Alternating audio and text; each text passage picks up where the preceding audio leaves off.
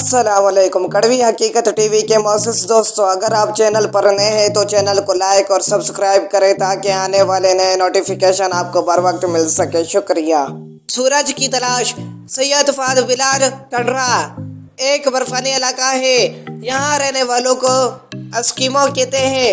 टंडरा में शदीद सर्दी होती है और सूरज कम निकलता है। इस इलाके में नेसर नामी एक लड़का अपने माँ बाप के साथ रहता था। उसका बाप रेंडियर पालता था। रेंडियर एक बड़े 12 सिंगे जैसा जानवर होता है। ये लोग एक चरागाह में रेंडियर चराने के बाद दूसरी चरागाह में चले जाते। नेसर स्कूल नहीं जाता था बल्कि अपने बाप का हाथ बटाता था। अर्क तक में रातें महीनों तक लंबी होती है, इसलिए नेसर भी रात को सोता और रात ही को जागता।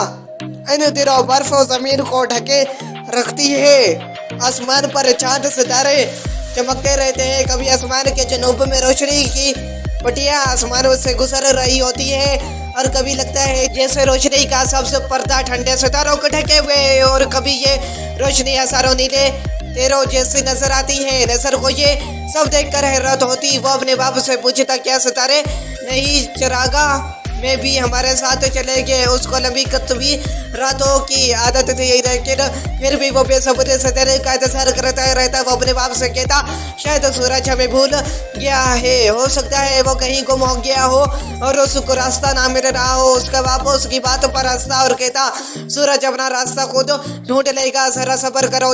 वो देखो सामने पहाड़ियों के बीच सुबह तलू हो रही है। ऐसा लग रहा है जैसे वहाँ आग जल रही हो। जल्द ही दिन निकल आएगा और रात को भगा देगा।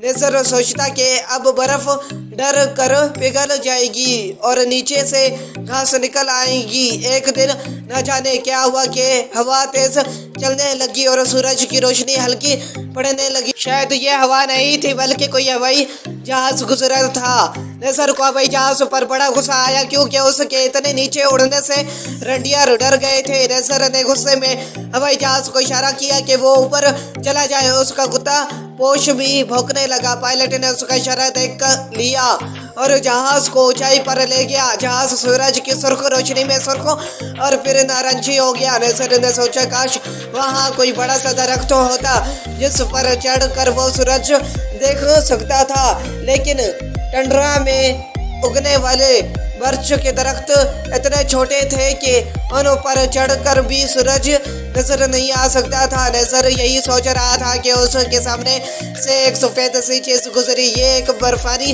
लोमड़ी थी। पोश तेजी से भागा मगर लोमड़ी उससे भी तेज भागी। नेसर ने उसे चीख कर वापस बुलाया। पोश एक दो बार भौंका जैसे लोमड़ी से कह रहा हो कि फिर चाहती हो तो आइंदा यहाँ नजर नहीं आना। जल्दी ही हवा बहुत तेज चलने लगी। रोशनी और भी हल्की पड़ गई। ऐसा लगता था कि बर्फानी तूफान आने वाला है। आसमान पर गहरे बादल छा गए। हवा झगड़ों में बदल गई। नेसर ने चीख कर पोश से कहा, आओ घर चले, लेकिन बर्फ के सरे उड़ उड़ कर पोश की आंखों में घुसने लगे। नेसर को पता था कि जब बर्फानी तूफान आते हैं तो कुत्ते पनाह हासिल करने के लिए बर्फ खोद कर उसमें छुप जाते हैं। बर्फ ठंडी तो होती है लेकिन तेज हवा से बचा लेती है। नेसर को अपने बाप के अल्फाज भी याद आए थे। वो पोश के बारे में कहता था कि ये बहुत होशियार कुत्ता है, उसकी बात पर गौर करना। वो टंडरा में रहना जानता है, लिहाजा उसने कुत्ते को बर्फ की गाड़ी से खोल दिया और उसे अपने साथ लिपटा लिया।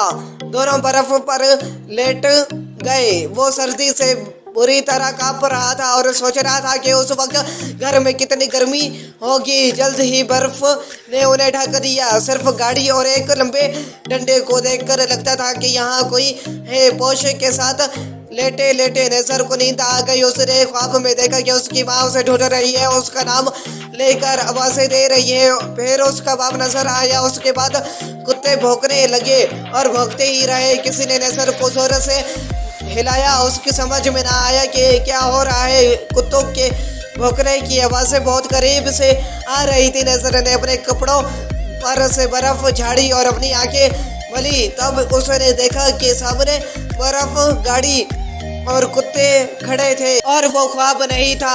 उसके बाप ने उसे बर्फ से उठा लिया। नेसर बाप से लिपटना चाहता था लेकिन वो उसे डांट रहा था और कह रहा था, तुम भागे क्यों? अगर बर्फ के तूफान में गुम हो जाते तो नेज़र कुछ नहीं बोला, चुप खड़ा रहा।